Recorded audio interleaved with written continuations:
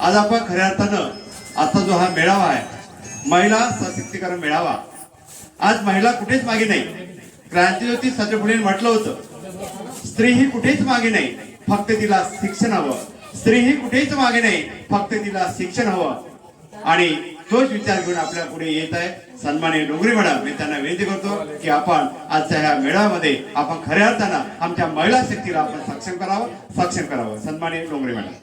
सर्वांना माझा नमस्कार. मी आधी माझा परिचय देते. मी जयमाला डोंगरे. मी जिल्हा महिला बाल विकास विभाग इथनं आलेली आहे. आता सध्याच माझी पोस्टिंग काटोलला झालेली आहे. आधी मी नागपूरला काम करत होती. तुमच्यासाठी राष्ट्रसंत तुकडोजी महाराजांना सर्वप्रथम मी वंदन करते. सन्माननीय मंच आणि माझ्या इथे जे बसलेले आहेत बहिणी आणि भाऊ सगळे, काटोल तालुक्यासाठी सेंट्रल गव्हर्नमेंटनी एक नवीन योजना काढलेली आहे जी महिलांसाठी आहे. आणि हे जे आहे महिलांपर्यंत ही योजना पोहोचली पाहिजे तो, आणि महिलांना त्याची माहिती देते. सेंट्रल गव्हर्नमेंटची ही जी योजना आहे सखी वन स्टॉप सेंटर या नावाने अंमलात आणलेली आहे. सगळ्यात पहिले 2017 ला नागपूर जिल्हा महिला बाल विकास अंतर्गत इथे काटोल नागा चौकात गव्हर्नमेंटची स्वतःची एक बिल्डिंग आहे. त्या अंतर्गत तिथे चालू केला पायलट प्रोजेक्ट हा चालू केलेला आहे. तो सक्सेस झाला, महिलांना त्याचा फायदा झालेला आहे. त्याच अंतर्गत शासनाने एक नवीन उपक्रम चालू केला की जर जिल्ह्याच्या लेवलवर महिलांना जर मदत होत आहे तर तालुका लेवलवर खूप गाव आहे, ग्रामीण भागातील या महिलांना ही मदत पोहोचली पाहिजे. त्यासाठी 25 डिसेंबर 2025 पासून टोल नरखेड, कळमेश्वर आणि कोंढाळी याच्यासाठी मेन ऑफिस जे ठरवलेलं आहे त्यांनी या चारही तालुक्यांसाठी ते काटोल मध्यभागी घेतलं. काटोल मध्ये शासनाची मोठी बिल्डिंग, त्यात 13 कर्मचारी. पण हे कर्मचारी काम काय करणार, महिलांना मदत काय करणार? शासन जर करोडो रुपये खर्च करत आहे तर या महिलांसाठी जे पीडित महिला आहे, घरात भांडणं होतात, त्याच्यासाठी समुपदेशन केंद्र पंचायत समितीला प्रवीणा मॅडमचं आहे, पोलीस स्टेशनला अजून आहे, पण समुपदेशन आहे, पण त्या पुढची जी मदत आहे ती कुठे जाणार? महिला भटकत असते. मग कोर्टाची मदत म्हणा, पोलीस मदत म्हणा, किंवा तिला जर घराच्या बाहेर काढलं तर मग ती जाणार कुठे? कधी कधी कसं होतं, आपण ग्रामीण भागातले लोक आता खूप समोर गेलेला आहोत. काही ठिकाणी होत नाही, पण काही ठिकाणी जर आई वडील नसले एखाद्या महिलेला तर भाऊ भावजाई असते, भावाचं कधी चालत नाही. बहिणी काय म्हणते, नवऱ्याच्या घरून आली, कुठून परत आली, 2 दिवस ठेवते, तिसऱ्या दिवस म्हणते तुम्ही आपलं बघा. अशा महिलांनी जायचं कुठे? तर काटोल मध्ये ही जी बिल्डिंग बनत आहे त्यात निवाऱ्याची व्यवस्था, महिलेला जर मुलांसकट घराच्या बाहेर काढलं तर 5 ते 10 दिवस तिथे निवारा. जर 10 दिवसानंतरही त्या महिलेला निवारा कुठे भेटला नाही किंवा त्यांच्या घरच्यांनी नेलं नाही तर परमनंट गव्हर्नमेंट तिची व्यवस्था करते आहे. मुलांच्या शिक्षणाचा खर्च, महिलेचा राहण्याचा खर्च, महिलेचं औषध पाणी असो, मुलांचं औषध पाणी असो, किंवा एखाद्या महिलेला जर स्वतःच्या पायावर उभं राहायचं आहे त्यासाठी सुद्धा 2025 लाच महिला सक्षमी केंद्र हे नागपूरला उघडण्यात आलेलं आहे. तशी तिची व्यवस्था करून दिल्या जाते. पण समुपदेशन जर हा झाला निवारा, कुठली महिला असो, रेप पीडित असो, ऍसिड अटॅक असो, रस्त्यावर जर फिरत असेल अशाही महिलांना असो, पोलिसांनी पकडून आणल्या अशा महिलांना सुद्धा निवाऱ्याची व्यवस्था तिथे केल्या जाते. जेव्हा आम्ही समुपदेशन करतो पण कधी कधी काय होतं, कॉम्प्रोमाइज होत नाही. कॉम्प्रोमाइज जर होत नसेल तर मग अशा वेळेस जे आहे तर मग त्या महिलेला मदत कुठली पाहिजे? कोर्टाची असेल, कारवाई असेल, कुठली असेल सेंटरवर राहून. जर कोर्टाची असेल तर तिला फ्री ऑफ कॉस्ट आम्ही कोर्टाची पूर्ण प्रोसिजर करून देतो. वकील असेल, कुठलीही मदत असेल, तिची पूर्ण केस फ्री मध्ये हे गव्हर्नमेंट लढणार आहे. आधी होतं हे तुमच्यापर्यंत पोहोचत नाही. कुठलीही महिला असो तिला सरकारी वकील हा मिळतो.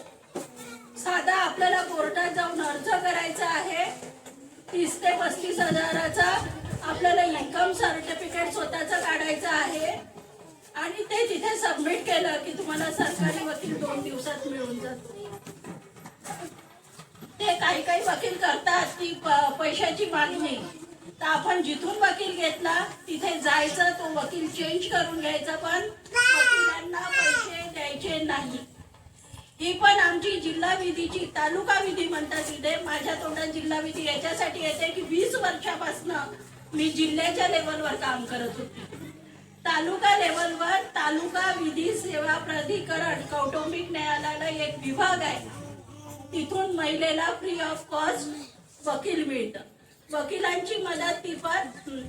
दुसरं आहे, पुन्हा एक मदत मिळते, जर तिला डिवोर्स घ्यायचा नसेल, फक्त खावटी घ्यायची तर जिल्हा विधी झालं, पण तिला पूर्ण घ्यायचं आहे, डिवोर्स घ्यायचं नाही, पोरांच्या शिक्षणाचा खर्च, खावटीचा खर्च, राहण्याचा अधिकार.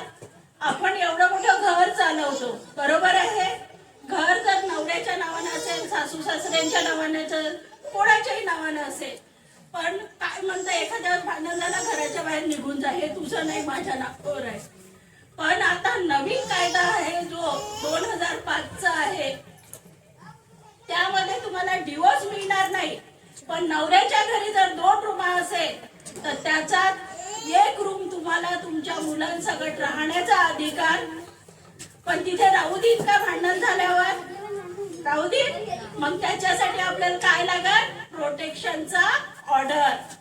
तो एक प्रोटेक्शनचा ऑर्डर एक कोर्टाला असतो, एक पोलीस स्टेशनला असतो, एक तुमच्या जवळ असतो. प्रोटेक्शनचा ऑर्डर, राहण्याची व्यवस्था पतीच्या घरी. तिसरा आहे, मुलं बाळ असेल तर एकटीच्या खर्चावर होणार नाही. मोलमजुरी केली तरी आपण शिक्षण पूर्ण करू शकतो का? नाही.